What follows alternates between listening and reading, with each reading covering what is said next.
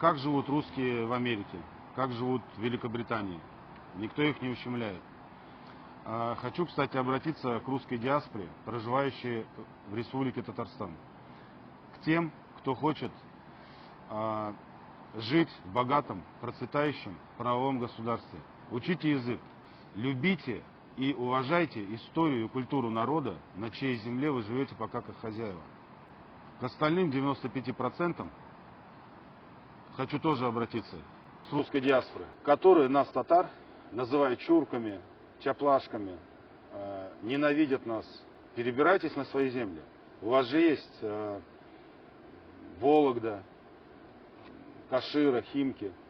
Организуйте свое государство и живите в мире и согласии, не навязывая соседям свою не очень приятную для других народов культуру и, самое главное, язык.